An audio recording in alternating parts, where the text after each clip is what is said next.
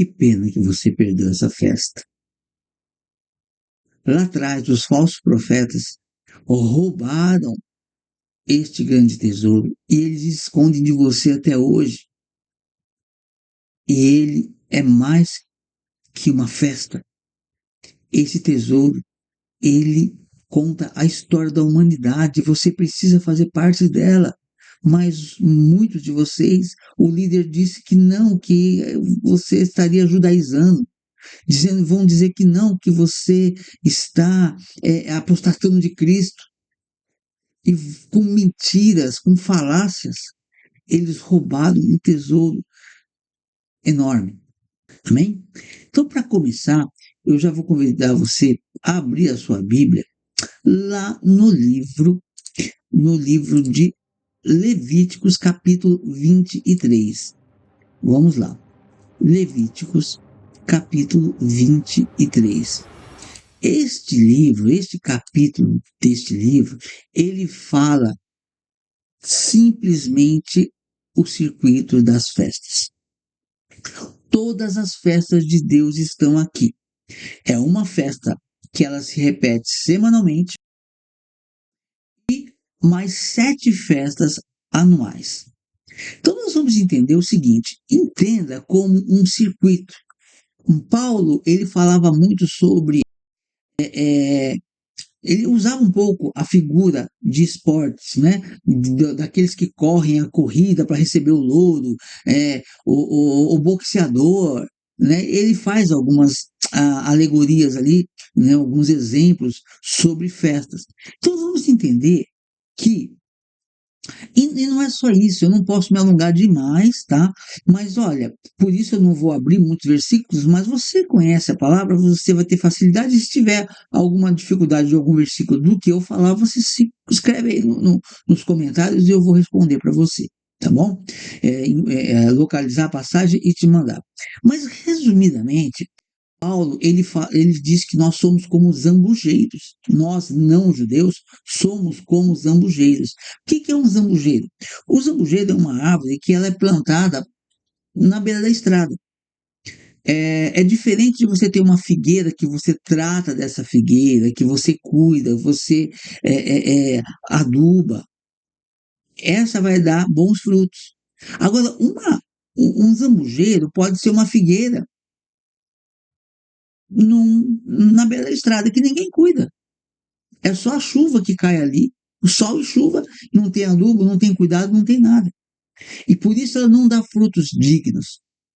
E Paulo, ele fala que nós somos zambujeiros, que galhos de zambujeiro, nós somos arrancados. Alguém vai lá e tira um galho do zambujeiro, que não dá fruto, ou quando dá fruto azedo, e enxerta na oliveira verdadeira, aquela que tem tratamento.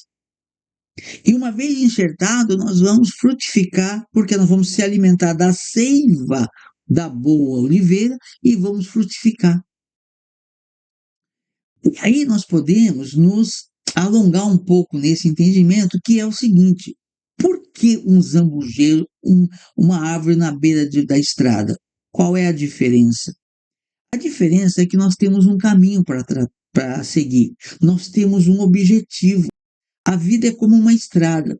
Quando nós saímos numa estrada, imagina uma estrada nos dias de Paulo, porque quando Roma tomou Israel, Roma pavimentou estradas, ela fez as estradas, ela fez um grande benefício nesse sentido.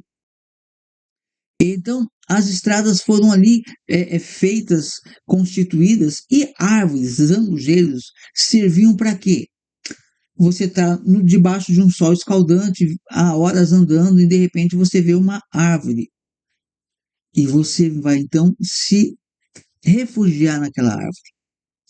Você vai ter sombra ali, você vai se refrescar um pouco, mas não é para você amar aquela árvore e ficar ali. Dali, você descansa, recupera suas energias e você sai novamente no sol, andando no seu caminho, até encontrar um outro zambujeiro para descansar mais um pouco. E assim sucessivamente até você chegar no destino, no seu alvo. Nós podemos entender que o Shabat é este não o zambujeiro, porque o Shabat ele é uma árvore frutífera, mas o Shabat é o descanso que nós encontramos. Não vamos encontrar. A pessoa sem Deus, que está no caminho, ela vai encontrar os zambujeiros. Mas nós que temos a graça de Deus, encontramos já o Shabat.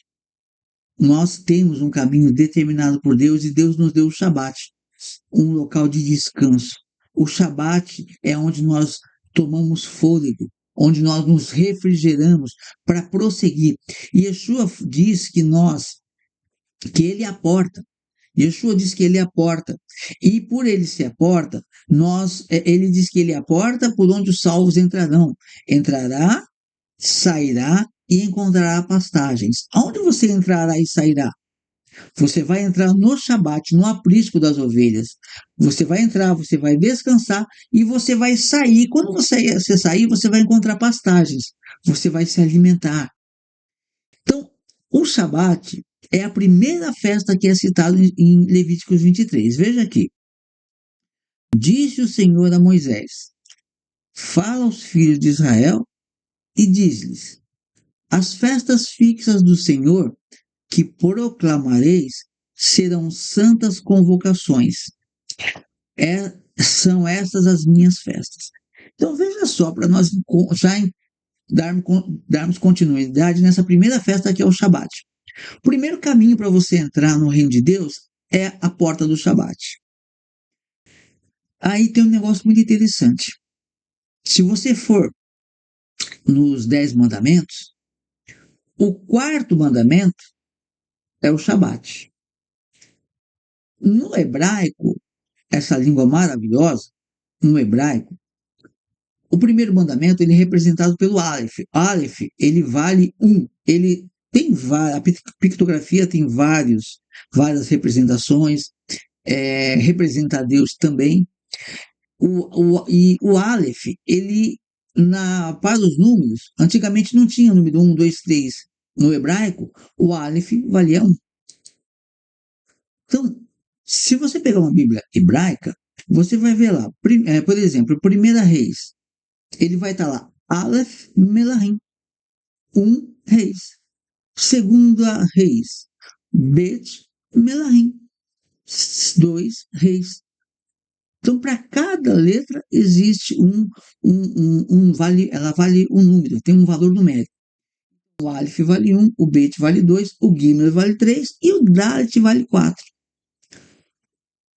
O Dalet, ele tem uma figura. O Aleph é uma cabeça de boi, representa a força. Então, se remete a Deus. O Bet, ele representa uma casa. O Gimel, ele representa um camelo. Por que um camelo? Viagem, ele se remete ao estrangeiro. E o Dalet representa uma porta. Ou seja, o número 4, o quarto mandamento, é uma porta. E qual é o quarto mandamento? Guardar o Shabat, guardar o sábado. Então comece já a perceber essas coisas, ok? Diz o Senhor Moisés, fala aos filhos de Israel e diz-lhe: estas festas fixas do Senhor que proclamareis serão santas convocações. São estas as minhas festas. E quais são essas festas fixas? O que são essas festas? Prestar atenção, porque eu falei que muitas pessoas que estão assistindo o vídeo estão perdendo isso, porque ela foi roubada. Veja que festas aqui, ó, no hebraico, ó, no original, é Moed. Moed. E o que é o Moed? Olha o dicionário aqui, ó. Moed, ou Moed, lugar determinado. É como se Deus dissesse assim, esses são os meus lugares determinados. Deus está determinando um lugar para você estar no determinado período. Tempo determinado. Reunião. Então, o hebraico ele é muito rico. Uma palavra tem muito significado. O que nós estamos vendo, nós entendemos quando você tem uma festa determinada, um local determinado. Todo mundo vê logo como festa. É uma reunião. Mas é mais do que isso. É um tempo determinado. Então tem um período que existe uma determinação para nós estarmos nesse período. O povo de Deus. Aí fala, olha, tempo determinado, período sagrado, é um período sagrado, não pertence ao homem, pertence a Deus, uma festa estabelecida. Ok, é uma festa, mas você foi convocado para ela, você não pode faltar. Não é uma festa que você vai se você quiser. E é mais que uma festa, é uma convocação sagrada. Período determinado, reunião determinada, lugar determinado, sinal determinado, tenda do encontro. O que é a tenda do encontro na Bíblia? Onde ficava a Arca da Aliança. É o tempo de nós nos reunirmos. Então agora nós vamos entrar nessas festas que é o tempo determinado. E como você entra nessas festas? Pela porta. E qual é a primeira festa? Está aqui, o sábado. 6 dias trabalhareis, mas o sétimo será o sábado de descanso solene. Santa convocação, nenhuma obra fareis. É sábado do Senhor em todas as vossas moradas. E aí tem muitas passagens sobre o sábado na Bíblia. Mas o que nós entendemos aqui primeiro? Primeiro você vai começar no sábado. Todas as outras festas vai ser sábado também. Porque, na verdade, o Shabat, Deus determinou o Shabat, que é um Shabat de descanso semanal, e toda festa é um dia de descanso. Então, se você não entrar pela porta do Shabat, você nunca vai celebrar festa nenhuma. A primeira é o Shabat. E Yeshua, ele falou que ele é o Senhor do Shabat. Amém? Essa é a primeira festa, que tem muita gente perdendo. É um dia de descanso, é um dia que você vai se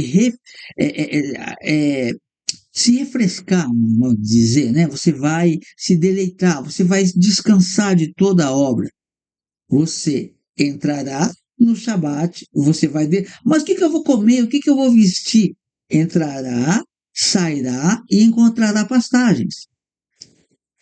Na Bíblia, no contexto da Bíblia, eu não vou lembrar agora qual é a passagem, mas tem uma passagem que fala que as pessoas que elas iriam guardar o Shabat, ou as festas bíblicas, inclusive, que Deus, ele iria, como diz, cuidar. A pessoa ela vai viajar para uma distância muito longa para celebrar as festas bíblicas, mas quando elas voltassem, a casa dela estaria lá, ninguém teria invadido. Ninguém teria tomado nada do que é dela, porque ela está obedecendo o mandamento. Muito bem. Passada a questão do sábado, que é todo sábado você deve celebrar, nós vamos entrar agora na dinâmica das festas e eu quero falar sobre a importância para você. Que eu quero mostrar para você Yeshua em todas essas festas. O Shabat, ele é o Senhor do Shabat. Ele é a porta.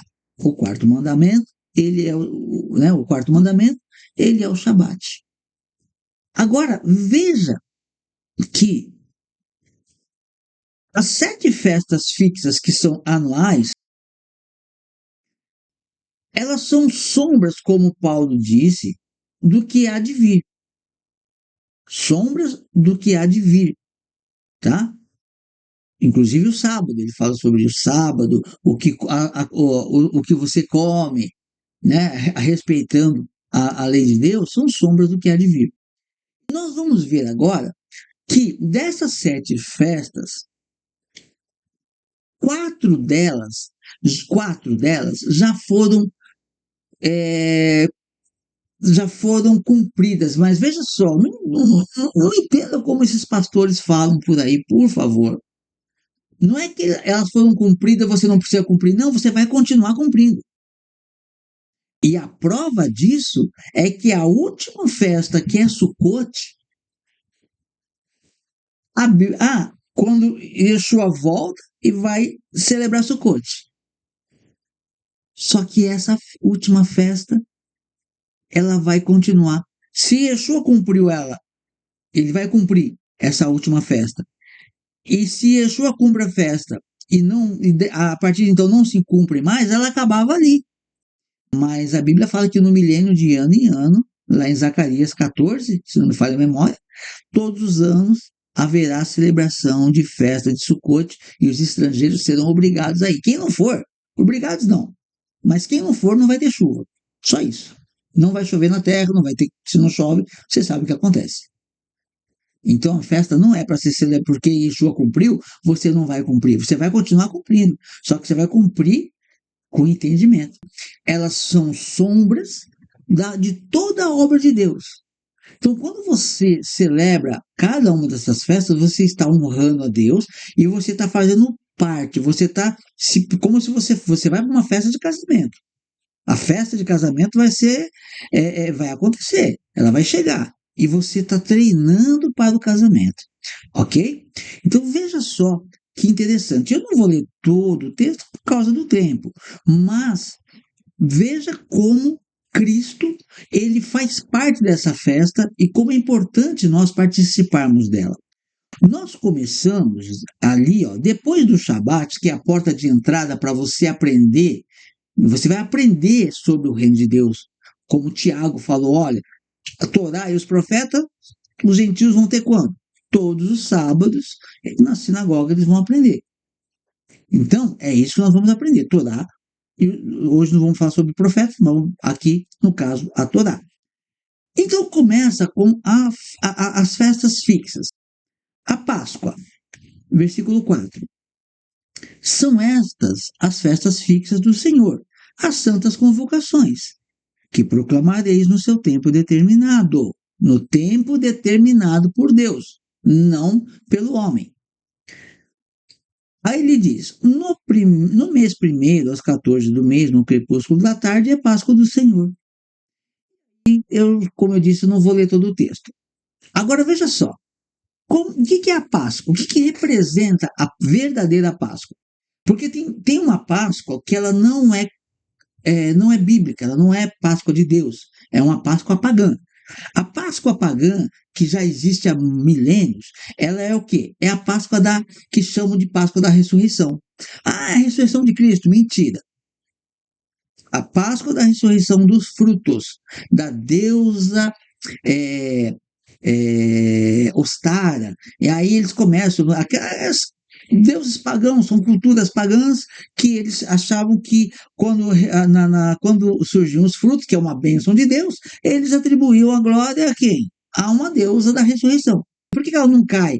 Raramente, é muito raro ela cair no mesmo dia da Páscoa verdadeira.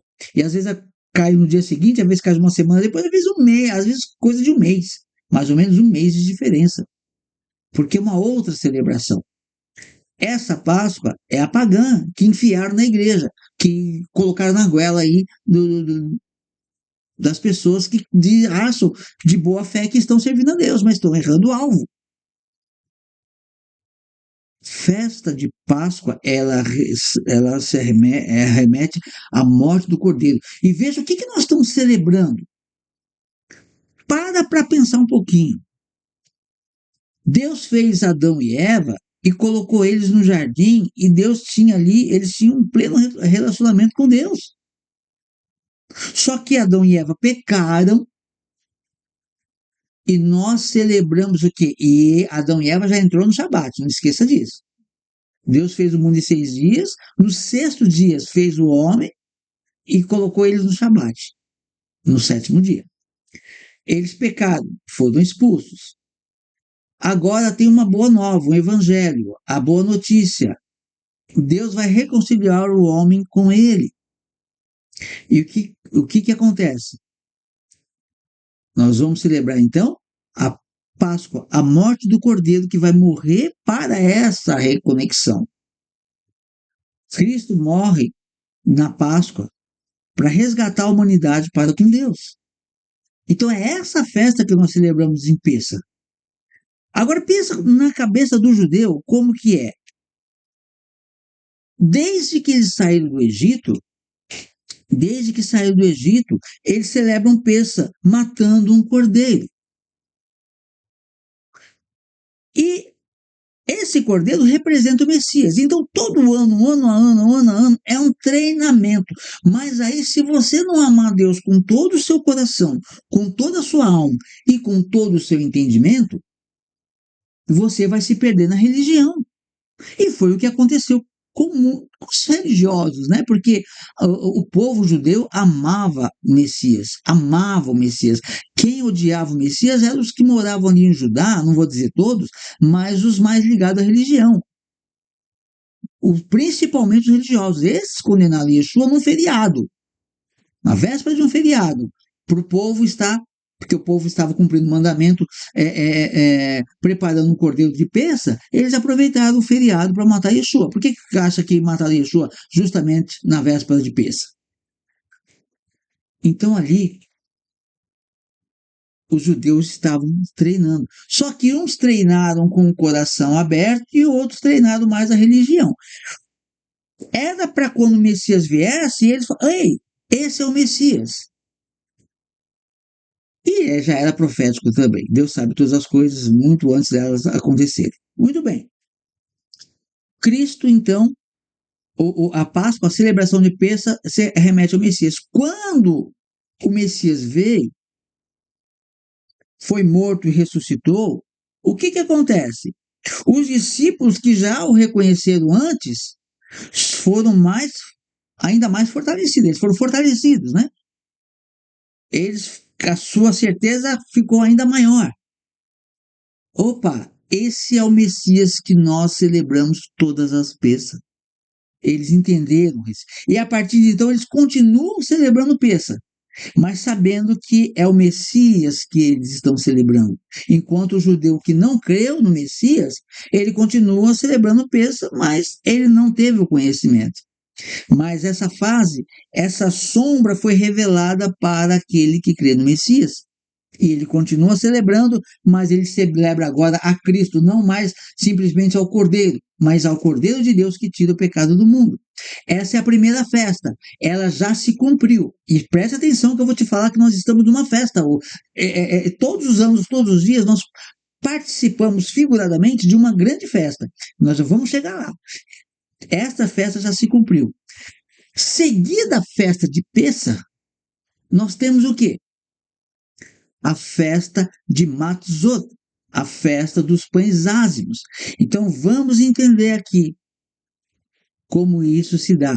O judeu a vida toda celebrou a morte do cordeiro, sem saber que era exatamente o Messias. Os judeus messiânicos que creram no Messias reconheceram. Junto, seguido, colado com Pêssar, eles celebravam o quê? Os pães ázimos. O que isso significa? Quem que é o pão sem fermento que desceu do céu? É Yeshua.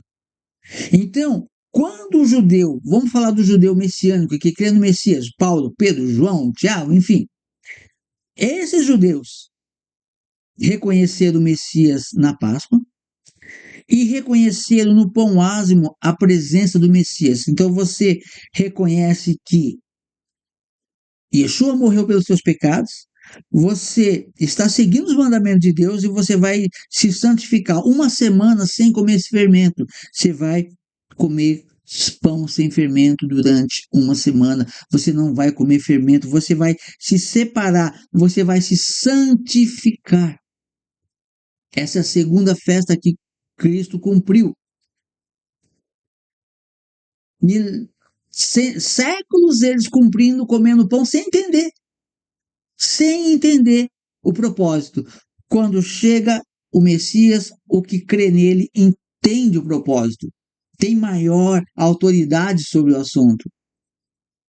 Então, esta é a segunda festa que Cristo já cumpriu. No relógio de Deus, acaba na sétima festa. E aí acaba o ciclo, e aí começa a eternidade. No relógio de Deus, essa segunda festa já foi cumprida. Mas Deus tinha mais festas ainda. Mais 5 festas anunciadas. Que é um treinamento quando nós participamos. E a terceira festa é a festa de Bicurim, das primícias.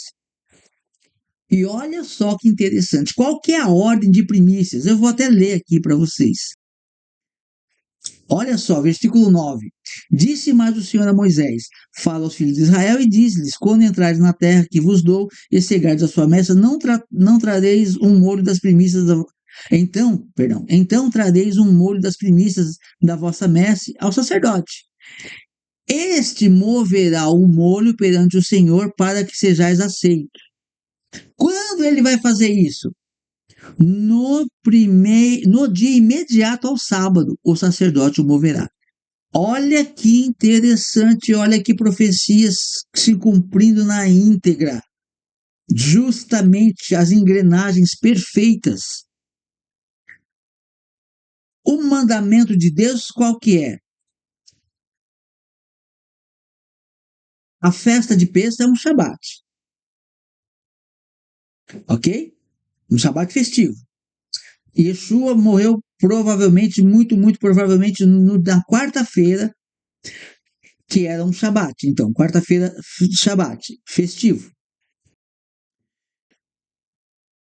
Porque só assim ele pode cumprir 3 noites e 3 dias para ressuscitar, ou no final do Shabat, ou no início já entrando o primeiro dia da semana. Então veja só, Yeshua morreu na quarta-feira, e o povo estava celebrando Pêssego. Imediatamente começa a celebrar Matzot, se santificar. No próximo Shabat, que é no sábado, quarta para quinta um dia, quinta para sexta 2, sexta para sábado 3. Terminou o Shabat no sábado às 18 horas, começa o dia imediato ao sábado. Nem fala domingo, não existia esse nome. O único dia da semana que tem nome na Bíblia é o Shabat. Ele é adornado com o nome. É o único dia. Qual é o dia? O domingo aqui. No dia imediato ao Shabat. Terminou o Shabat, o primeiro dia da semana. No primeiro dia da semana começa a festa de primícias. E o que é primícias? Isso é muito importante. A plantação foi feita, toda a plantação está ali. É bênção de Deus. Então você vai comer, as pessoas vão comer daquela plantação durante o ano. Só que o agricultor vai lá e pega o primeiro feixe, ele faz um feixe com os melhores frutos da colheita, os primeiros frutos colhidos. E ele leva para o sacerdote. E o sacerdote vai apresentar o primeiro molho quando? No primeiro dia após o Shabat. Então o que o sacerdote vai fazer? Vai pegar esse primeiro molho, que é as primícias, e vai apresentar a Deus. Ele vai levantar para Deus e vai mover perante Deus. Ele está levantando o fruto das primícias para Deus. E Yeshua é a primícia dos que dormem. Ele é o primeiro a ser levantado para Deus nessa festa de Bicurim. Ele é apresentado a Deus como oferta pelo mundo. E essa é a terceira festa. O que vai acontecer agora? Que nós estamos profeticamente, num conceito que eu tenho, estou te passando, nós estamos hoje celebrando esta festa. Esta festa, nós estamos celebrando ela, de uma certa forma, tá? Porque nós temos aqui, eu vou explicar a próxima festa. Quando Yeshua ressuscita, ele é o primeiro a ressuscitar dos mortos. Ele ressuscita, só que é o primeiro molho que é apresentado. Só que por mais 48 dias, vai ser levantado todos os dias, durante 49 dias, vai ser apresentado todo dia um molho novo. Então, Yeshua, quando ele morre, ele ressuscita, ele é ressuscitado, ele vence a morte, e agora vem os santos. Vamos supor, a morte dos apóstolos, João, Pedro, Paulo, enfim, os apóstolos e mais os santos ali. Eles morreram no primeiro século. Mais um feixe que sobe para Deus. E profeticamente, são 49 feixes. 49 feixes que são levantados, apresentados para Deus. Será que nós não estamos nessa fase? Porque essas festas já foram cumpridas em Cristo. Ele é a primícia dos que dormem. Ok? E vão ser levantados, dia a dia, até a próxima festa, que é Shavuot, ou seja, a festa de Pentecostes. A festa de Pentecostes ela acontece 50 dias depois de Pêssah. 50 dias. E aí o que acontece? Quando acontece essa festa, essa festa ela já aconteceu no primeiro Pentecostes, foi lá quando Deus entregou a lei para o povo. Pentecostes, 50, Penta de 50 ali, Pentecostes, 50 dias depois da saída do Egito, né? E, consequentemente, da Páscoa, da primeira Páscoa, que foi celebrada, registrada na Bíblia. Ela, então, o que acontece? O povo passou, foi perdoado com o sangue do Cordeiro, o povo se santificou com pão ázimo, o povo lá ainda não havia, né, as primícias, né, as primícias depois que eles entraram na terra, que começaram a coletar, mas já eram sombras, né, do que haveria de vir, as primícias 50 dias, e agora eles recebem a Torá. Quando Yeshua morre, no dia seguinte não, quando ele ressuscita, ele fica 40 dias com os discípulos e ele sobe ao céu. Ele fala: ficai em Jerusalém até que do alto sejais revestido com poder. 40 dias, ele sobe com 50 dias, 10 dias depois. As pessoas falam: foram batizados no Espírito Santo. O que é o Espírito? É o Espírito de Deus. Ruach HaKodesh vem escrever a lei de Deus no coração das pessoas. Aí talvez a gente possa pensar: essa festa já foi cumprida? Talvez ela também esteja se cumprindo, de uma certa forma, profeticamente está se cumprindo, porque quando você crê na lei de Deus, você faz techuvá, a lei de Deus vai ser escrita no seu coração. Então, sei lá se nós estamos tendo um paralelo, mas Bicurim, festa das primícias, e depois Shavuot, cumprida em Cristo. Continuamos celebrando. Depois de Shavuot, nós temos esse ato de 6 meses. Não sei se é uma referência a 6 milênios, talvez não, sei, mas 6 meses. Cadê? Cadê Cristo? Eu sei que ele está lá com Deus. É o tempo da colheita. Quem sabe ainda estamos levantando os frutos. Enfim, né? Já passou por Shavuot, mas enfim. Mas o que eu quero dizer para você?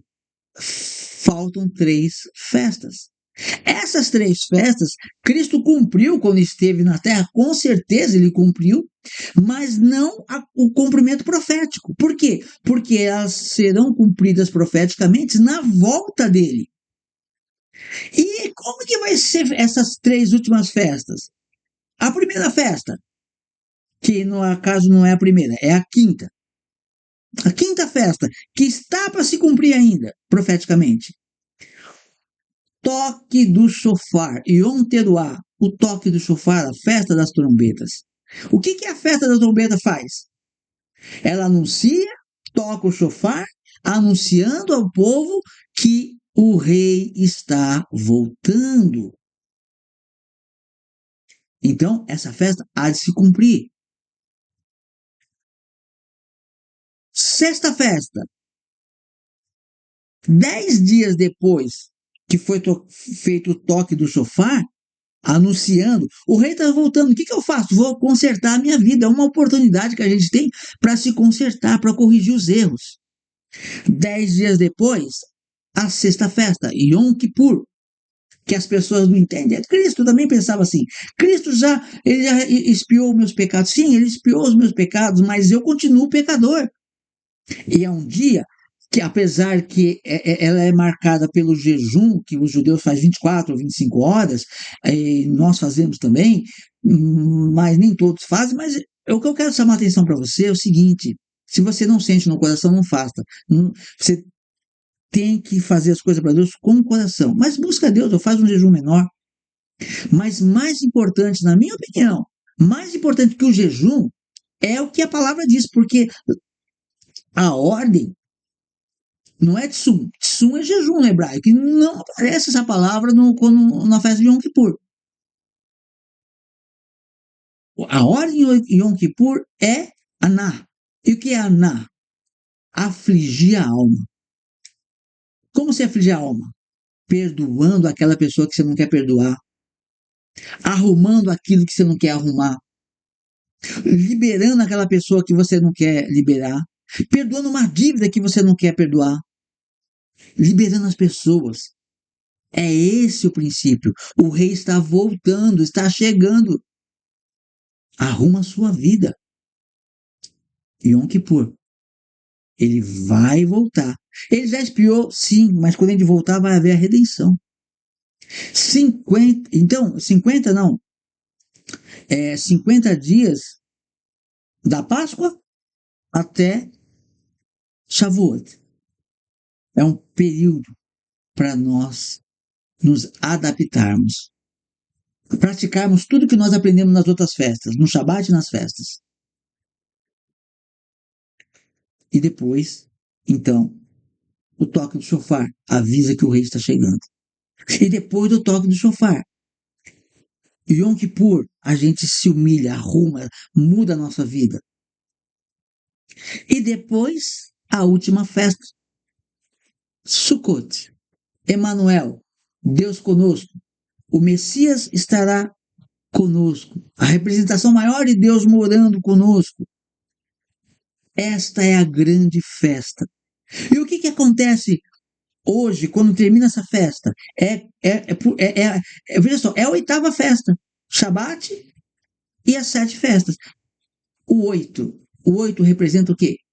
A eternidade. Hoje nós terminamos Sukkot e já começamos Bereshit, já começamos a festa, terminamos a última Parashá, né? A última Parashiot, que é quando Moisés termina a Torá, ele entrega a Torá pronta ali, escrita. Terminamos o estudo de toda a Torá, os 5 livros, e começamos Bereshit, uma nova fase. Daqui a pouco vem Pêssah de novo. E começa todo o ciclo. Estamos nos apresentando, reunião determinada, é um treinamento para entendermos a obra de Deus e para vivermos de acordo com esse treinamento. Aplicarmos isso na nossa vida. E esse tesouro foi escondido pelos religiosos. Amém? Eu espero ter conseguido explicar isso aí para você. Qualquer dúvida, coloca aí no chat. E que Deus abençoe. E até a próxima, se o Senhor assim nos permitir.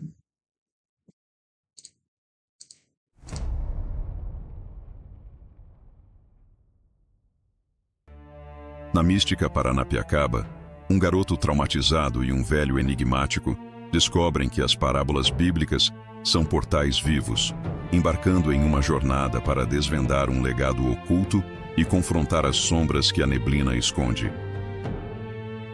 Parábolas depois da névoa. É uma história de fantasia e drama que reimagina a vila de Paranapiacaba como um universo onde o passado e o presente colidem. O jovem Ben, com seu dom singular de consertar as coisas, encontra no velho maquinista Levi um mentor que o conduz por uma jornada extraordinária. Juntos, eles não apenas desvendam os segredos de um livro misterioso, mas também vivenciam as parábolas bíblicas como portais para outras dimensões, revelando verdades sobre perdão, fé e o destino de almas perdidas. A série combina o realismo sombrio e misterioso da vila com a grandiosidade épica dos mundos das parábolas, oferecendo uma narrativa visualmente rica e emocionalmente profunda. Parábolas depois da névoa, de Robson Brumat.